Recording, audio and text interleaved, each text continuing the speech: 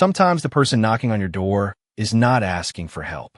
Sometimes they are carrying the answer to a kindness you have already forgotten.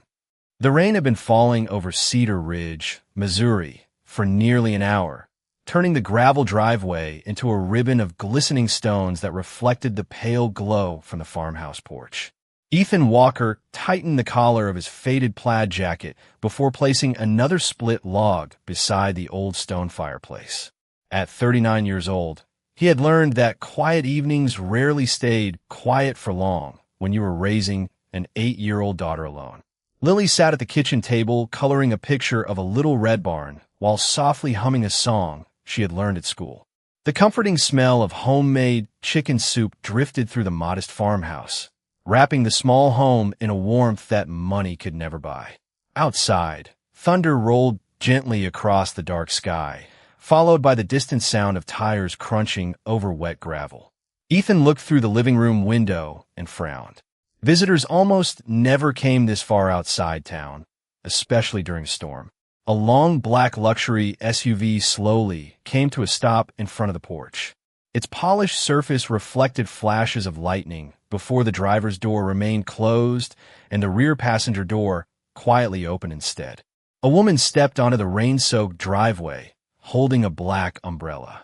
Even from a distance, Ethan could tell she carried herself with calm confidence. Her tailored navy coat, elegant posture, and polished appearance stood in sharp contrast to the weathered farmhouse standing before her. She paused for a moment, looking toward the porch as though gathering the courage to face something far more difficult than the storm itself. Ethan opened the front door before she could knock. Cool, rain-scented air rushed inside, while Lily looked up curiously from a kitchen. The woman slowly walked toward the porch, folded her umbrella, and offered a respectful smile that somehow carried equal measures of hope and sorrow. Her eyes rested on Ethan's face for several long seconds before she spoke. "Does Samuel Walker still live here?" The question landed with unexpected weight. Ethan's expression softened immediately.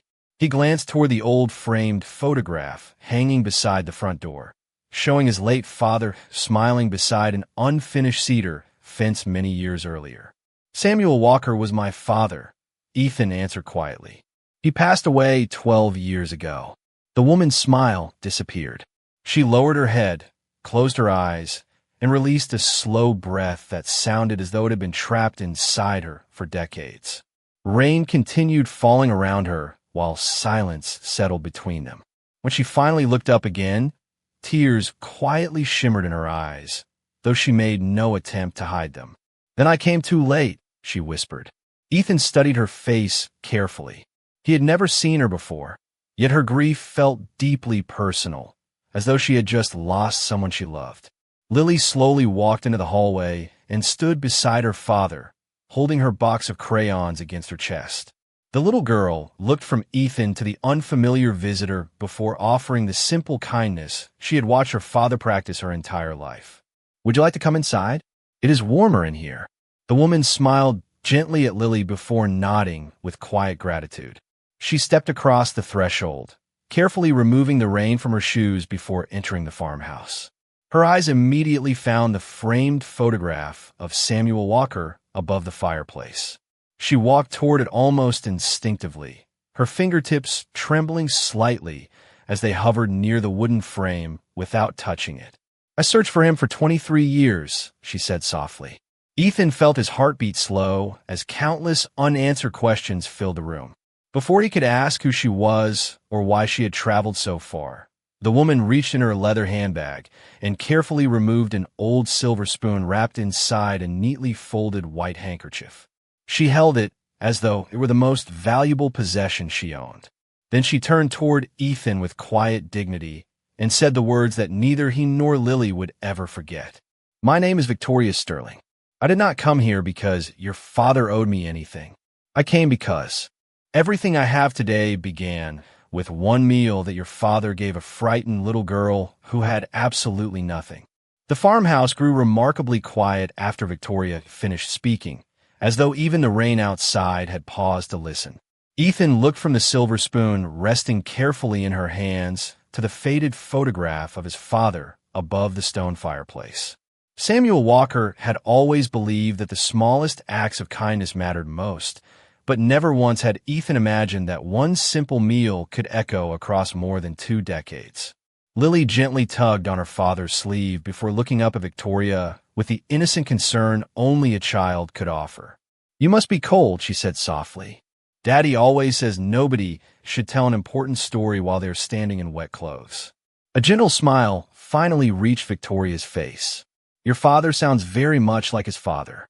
Ethan quietly nodded and motioned toward the dining table. "Please have a seat." Victoria carefully placed the folded handkerchief and the silver spoon on the table before removing her raincoat. The modest farmhouse surrounded her with a comforting warmth she had not expected to find. The furniture was simple. The wooden floor carried the marks of many years. Family photographs filled the walls, and every corner reflected a life built through honest work instead of luxury. Lily disappeared into the kitchen and returned a minute later, carrying a steaming mug of hot chocolate with both hands. She placed it gently in front of Victoria before climbing into her own chair. "It has marshmallows," she said proudly. Victoria looked at the little girl with grateful eyes. "Thank you." She wrapped both hands around the warm mug, closing her eyes for a brief moment as though the familiar comfort carried her backward through time.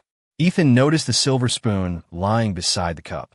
It had become smooth from years of careful handling, yet its elegant pattern remained unmistakably beautiful despite its age. "My father gave you that?" he asked quietly. Victoria slowly shook her head. "No, he did not give it to me." She gently lifted the spoon into the warm light above the table. "I took it by accident." Ethan looked surprised, but Victoria continued before misunderstanding could settle between them. "I was only 13 years old. I had not eaten a proper meal in 2 days, and I was terrified of everyone around me. Your father welcomed me into a small roadside diner, as though I belonged there. He never asked where I came from. He never asked why I was alone. He simply told the waitress to bring another bowl of soup." Victoria smiled faintly as memories quietly returned. "When the meal was over, I hurried outside because I believed kindness always came with a price that I could never afford. I did not realize this spoon had slipped into my coat pocket while I wrapped the napkin around a piece of bread your father insisted I take for later." Lily listened with wide eyes while Ethan remained completely still. Victoria lowered her voice. "I discovered the spoon after I boarded the bus. I cried all night because I wanted to return it, but I had no money, no address, and no way to find the man who had treated a frightened stranger with such respect."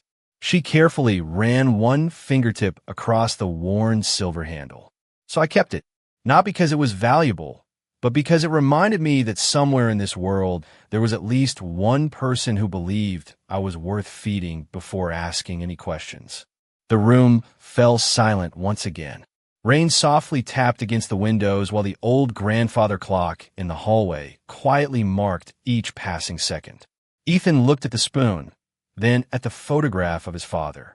Everything Victoria described sounded exactly like the man who had raised him. Before Ethan could ask another question, Victoria took a slow breath and looked directly into his eyes. "That spoon was only the beginning," she said gently. "The meal your father bought that night changed every decision I made for the next 23 years. And if you truly want to understand why I searched across America to find him, then you first need to know who I was before he opened that diner door." Victoria gently set the silver spoon back onto the folded handkerchief before wrapping both hands around the warm mug of hot chocolate. The quiet farmhouse slowly disappeared from her thoughts as memories carried her more than 23 years into the past. "I grew up only a few hours from here," she began softly. "When I was 13 years old, I believed the world had already decided there was no place for me."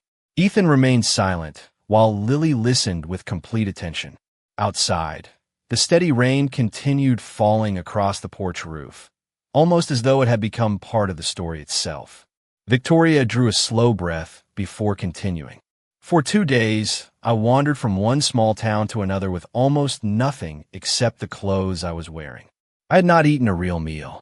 I was exhausted, frightened, and too embarrassed to ask anyone for help because every time I tried, people looked away before I could even finish speaking." She looked towards Samuel's photograph above the fireplace. Then I saw a little roadside diner glowing beneath a faded neon sign. I stood outside staring through the window, watching families laugh over dinner while I wondered what it felt like to belong somewhere. She smiled faintly. Your father noticed me before I ever found the courage to walk inside. Ethan imagined his father exactly as she described him. Samuel had never been the kind of man who ignored someone standing alone.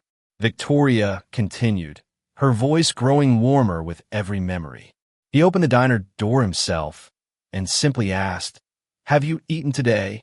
She quietly laughed through misty eyes. I tried to say yes because I did not want anyone feeling sorry for me, but my stomach answered before I could. Lily smiled without realizing she was smiling. Victoria nadie diente. Your father pretended not to notice. He pulled out a chair and said, "Sit down." Soup always tastes better when somebody is sharing the room with you. She remembered the waitress placing a steaming bowl of chicken noodle soup, fresh bread, mashed potatoes, and a slice of warm apple pie on the table. The wonderful smell alone almost made her cry. Samuel never hurried her. He never asked difficult questions. He spoke about the weather, about repairing fences after spring storms, and about how every small town needed more people, willing to wave at strangers. By the time she finished eating, she no longer felt invisible. Before she left, Samuel folded a clean flannel jacket across her shoulders because the evening had turned cold. Then he quietly purchased a bus ticket for the next morning and tucked a few dollars into the jacket pocket without mentioning it. Victoria shook her head slowly, still amazed after all those years. Do you know what I remember most? Ethan answered with a quiet glance. Not the food. Victoria smiled. Exactly. It was the way he looked at me. There was no pity in his eyes. There was only respect. Before I walked away, I thanked him and apologized because I had nothing to give in return. He smiled and said something I have repeated to myself for more than 2 decades. He said, "When life becomes beautiful again, do not come looking for me. Find someone else who believes they have been forgotten and give them the same chance you were given tonight." Victoria looked down at the silver spoon resting on the table between them. At 13 years old, I thought those words were impossible.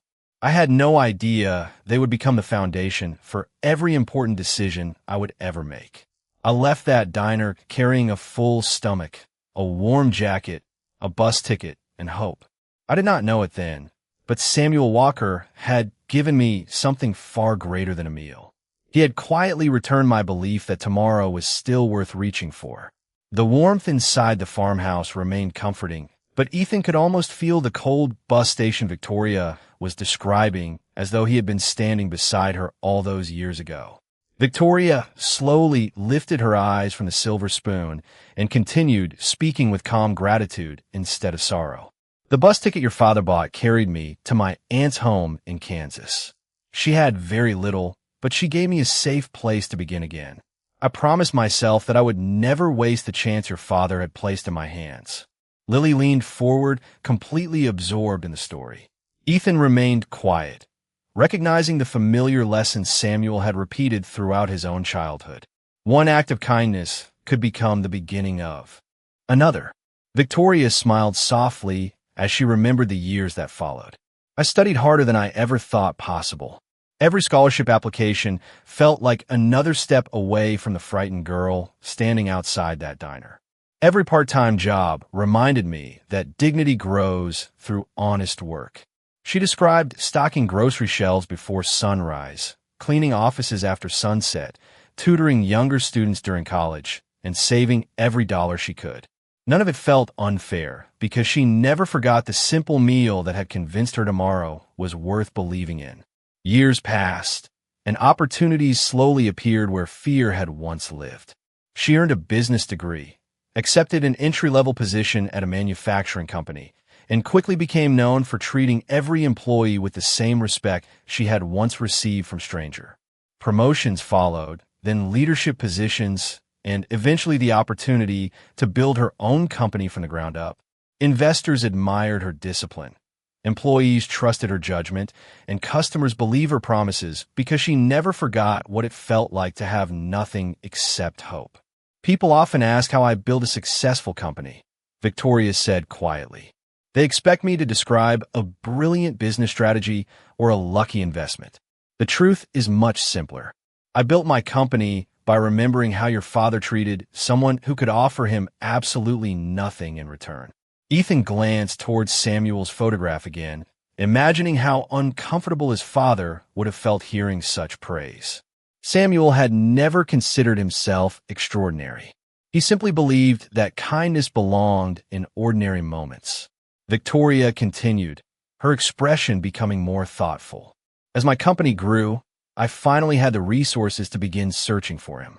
I remembered the diner, the small town, and his first name, but did not know whether he had moved, retired, or even remembered meeting me. She hired researchers, searched public records, visited small communities across Missouri, and spoke with retired business owners who remembered the old roadside diner. Some leads ended in disappointment.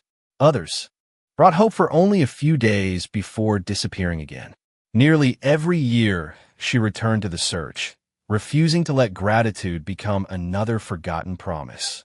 23 years is a long time to look for one man, Ethan said gently. Victoria nodded. It was never only about finding him. It was about keeping my promise alive. Her eyes drifted toward the rain beyond the window. 3 weeks ago, one of my researchers finally called. He said he had located Samuel Walker's family in Cedar Ridge. I canceled every meeting on my calendar and came here believing I would finally thank the man who changed my life. She paused for several quiet seconds before looking back at Ethan. Instead, I learned that I had arrived 12 years too late. The words settled heavily over the room, but before sadness could linger, Victoria reached beside her chair and carefully lifted a leather portfolio that had remained unopened since she entered the farmhouse. She rested it gently on the dining table without opening it and looked directly at Ethan. I could not repay your father while he was living, she said with quiet conviction. But I have spent 23 years preparing to honor the promise I made to him. And everything inside this portfolio exists because one humble man chose compassion over convenience on an ordinary evening that he probably believed everyone else had already forgotten.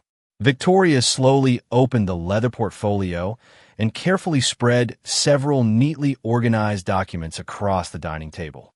There were property records, financial statements, educational trust agreements, and architectural drawings for a complete renovation of the aging farmhouse.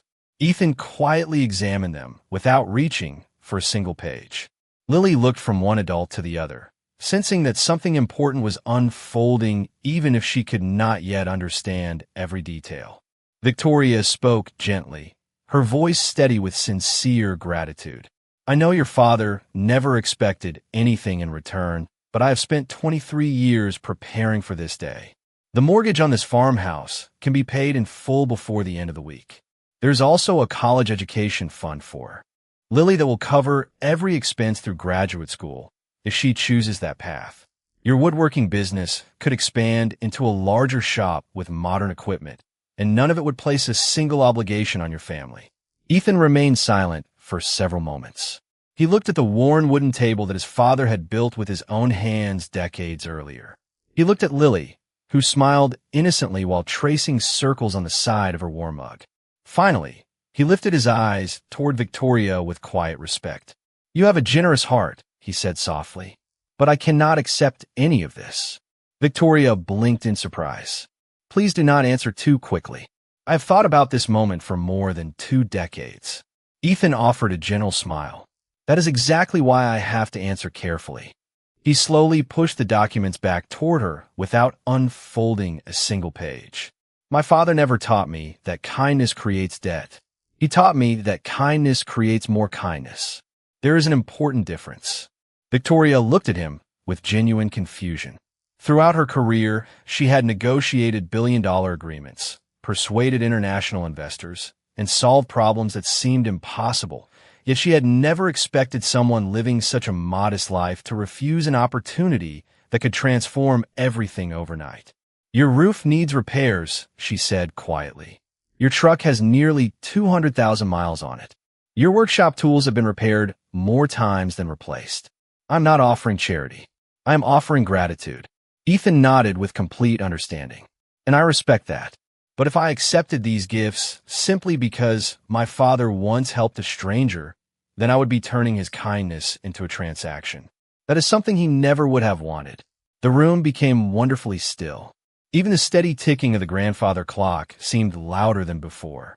Lily looked toward the photograph above the fireplace and smiled. Grandpa Samuel always told Daddy that doing the right thing feels lighter than carrying a heavy wallet. Ethan laughed softly. He did say that. Victoria lowered her eyes, allowing Ethan's words to settle into her heart. She had imagined countless versions of this meeting during the past 23 years. In every one of them, she pictured herself finally giving something back. She had never imagined that the greatest lesson would come from Samuel's son instead. Ethan leaned forward slightly, his expression calm and sincere. You already honor my father by living the life he hoped you would have. You worked honestly. You treated people with respect. You remembered one simple meal for 23 years. That is worth more than any check you could write. Victoria slowly closed the portfolio, but instead of disappointment, a quiet admiration appeared in her eyes. She finally understood that dignity could not be purchased, even with the best intentions. Before either of them could speak again, the sound of an old pickup truck rolled into the driveway. Ethan glanced toward the window and smiled with quiet recognition. That will be Harold Benson, he said. If anyone still remembers stories about my father that I have never heard, it is him. Neither Ethan nor Victoria realized that the elderly visitor walking toward the porch carried a weathered cedar box that would reveal a forgotten piece of Samuel Walker's legacy and change the meaning of this reunion once again. Harold Benson stepped onto the porch carrying a weathered cedar box tucked carefully beneath one arm. At 74 years old, his silver hair and slow, steady walk reflected the passing years. But his warm smile had not changed since the days when he and Samuel Walker built fences together across Cedar Ridge. Ethan opened the door before Harold could knock. You picked quite a storm for a visit, Ethan said with a quiet laugh. Harold looked past him and noticed Victoria standing beside the dining table. His eyes narrowed gently with curiosity before resting on the silver spoon lying on the folded handkerchief. Looks like I arrived in the middle of an important story, he said. Ethan nodded. You did. Harold stepped inside, removed his rain jacket, and carefully placed the cedar box on the table. I was cleaning my attic this morning, he explained. Found this box with Samuel's name, carved into the lid. He asked me years ago to keep it safe until the right time came. I never knew what he meant.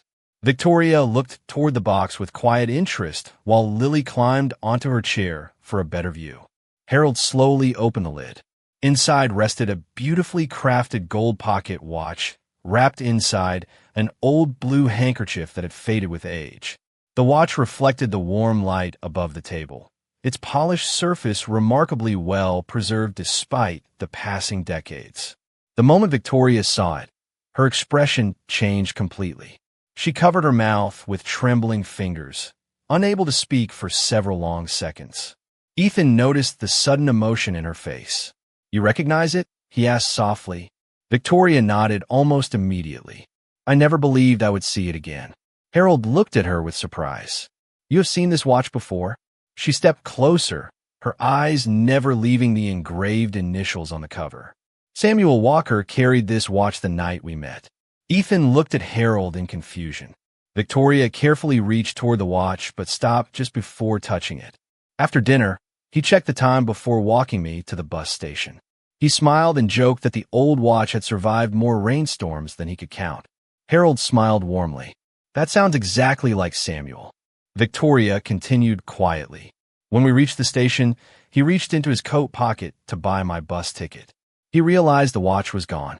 Ethan listened carefully as forgotten pieces of the past slowly came together. Did he lose it? Victoria gently shook her head. No, I found it on the sidewalk after the bus pulled away. I tried asking the driver to stop, but we were already miles down the highway. I searched for Samuel every year after that because I wanted to return both the spoon and the watch. Harold slowly lifted the watch from the box and turned it over. On the back was a simple engraving that Ethan had never noticed before. It read, Time only matters when it is shared. Ethan smiled quietly. My father had those words engraved after my mother passed away. He used to tell me that the greatest gift anyone can offer is not money. It is time spent caring for another person. Victoria felt tears gathering once again.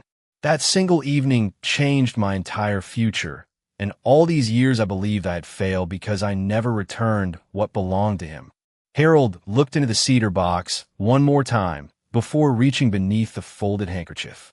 His weathered hands paused as they discovered one final item resting at the bottom. It was an unopened envelope sealed with faded wax. Across the front, written in Samuel Walker's unmistakable handwriting, were only 6 carefully printed words. For Ethan, when the time is right.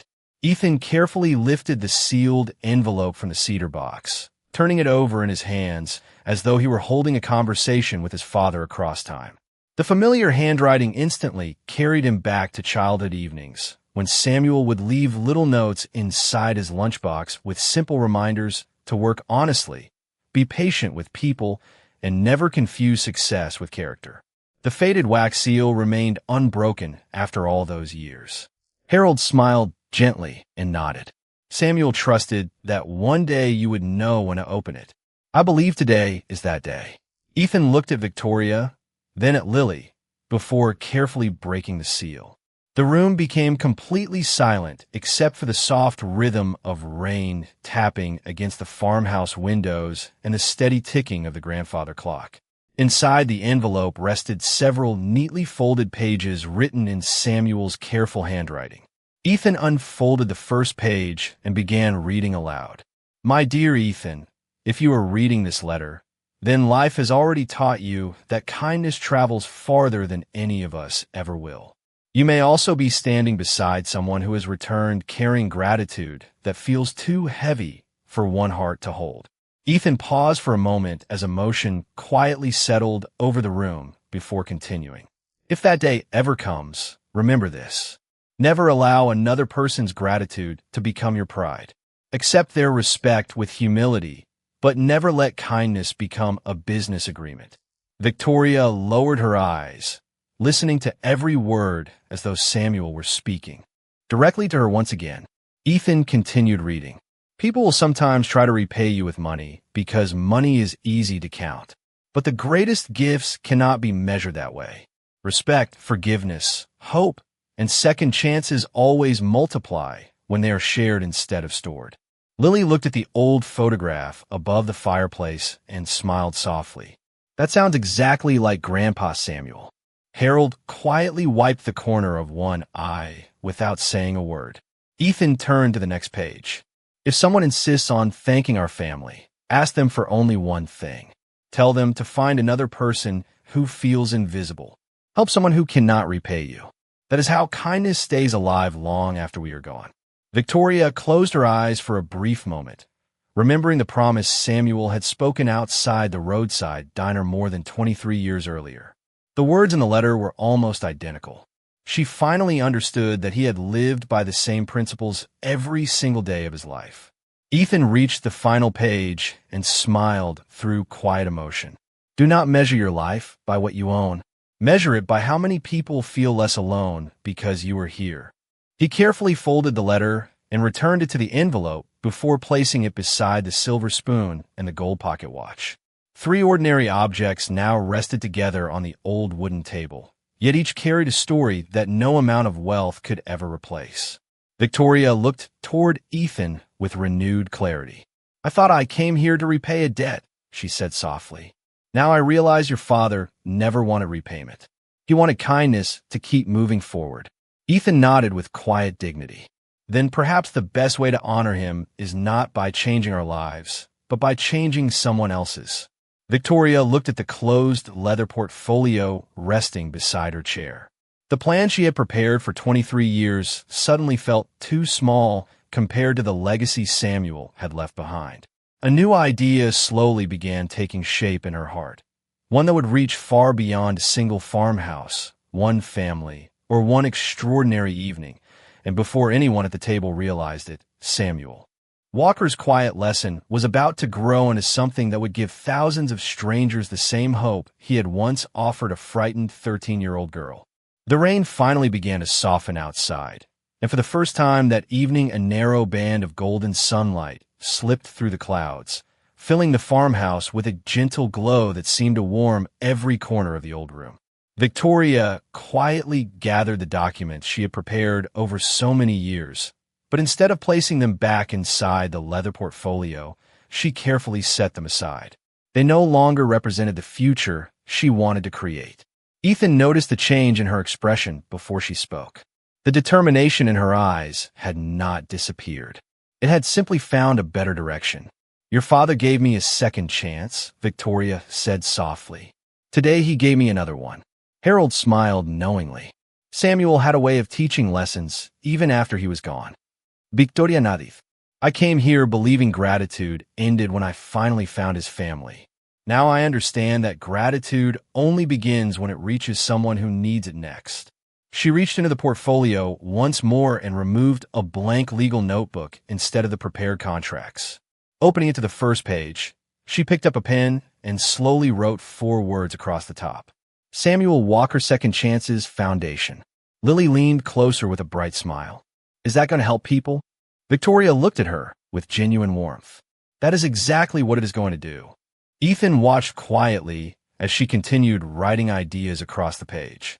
The foundation would provide emergency meals for struggling families, transportation for people trying to reach safe opportunities, scholarships for hardworking students with limited resources, and small grants for local craftsmen and family businesses who needed only one opportunity to stand on their own again. Every program reflected something Samuel had quietly offered one frightened 13-year-old girl many years earlier. Harold chuckled softly. "He would probably tell you that sounds much too fancy." Everyone around the table laughed together, and for a moment the farmhouse felt filled with Samuel's familiar spirit. Victoria looked toward his photograph above the fireplace. "Then we will keep it simple. No grand buildings, no marble offices. Every dollar should reach the people who actually need it." Ethan nodded with quiet approval. "That sounds much more like my father." Victoria turned another page in the notebook. "I would like you to serve on the foundation board." Ethan immediately shook his head with a gentle smile.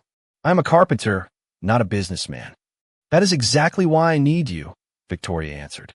"You understand the person this foundation is honoring better than anyone else. If every decision reflects his values instead of mine, then we will never lose our way." Ethan remained thoughtful for several moments before answering. "I will help if we all remember one rule." Victoria looked at him expectantly. No one who receives help should ever feel ashamed for accepting it. Victoria smiled. "Agreed." Lily raised her hand as though she were sitting in school. The adults laughed softly before Ethan nodded toward her. "I think we need one more rule," Lily said proudly. "Everybody gets treated with respect first." Silence settled over the room as the simple words echoed everything Samuel had lived for. Victoria reached across the table and gently squeezed Lily's hand. "That will be the first rule we write into the foundation." The silver spoon, the gold pocket watch, and Samuel's handwritten letter remained together in the center of the table. No longer symbols of an unpaid debt, but reminders that one quiet act of kindness could continue traveling from one life to another without ever losing its strength. As the last raindrops slipped from the porch roof into the wet grass below, each person in the farmhouse understood that Samuel Walker's greatest gift had never been a meal, a jacket, or a bus ticket.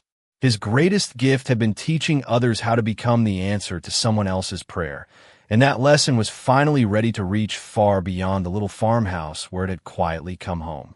1 year later, the first morning of spring arrived in Cedar Ridge beneath a clear blue sky, and the little farmhouse looked almost exactly the same as it always had.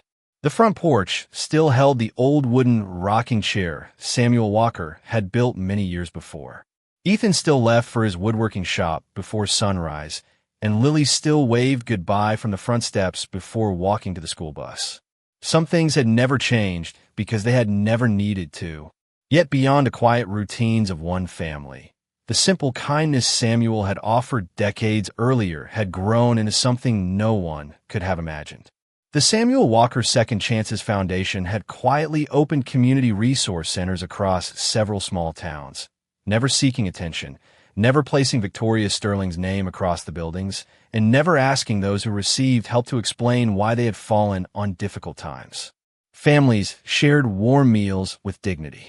Students received scholarships without feeling embarrassed. Small business owners found the encouragement they needed to keep their dreams alive. Every letter the foundation mailed carried the same sentence printed beneath its logo. Kindness is only complete when it is passed forward. Victoria visited the farmhouse every few months, never arriving with expensive gifts or business proposals. Instead, she brought stories. She spoke about a young mother who had completed nursing school because someone believed in her, an elderly veteran whose workshop had reopened after receiving a small grant, and a teenager who had become the first member of his family to attend college because one scholarship had changed the direction of his life. Ethan always listened quietly before smiling the same quiet smile his father had once worn. "That sounds like money finally learned its proper job," he would often say. Harold Benson remained one of the foundation's most faithful volunteers, greeting strangers with the same steady warmth Samuel had shown throughout his life. Lily loved spending weekends helping prepare care packages, carefully writing little handwritten notes that simply said, "You matter." She never realized how deeply those two words touched the people who received them. Inside the farmhouse, 3 treasured keepsakes rested together inside. The restored cedar box on the living room shelf.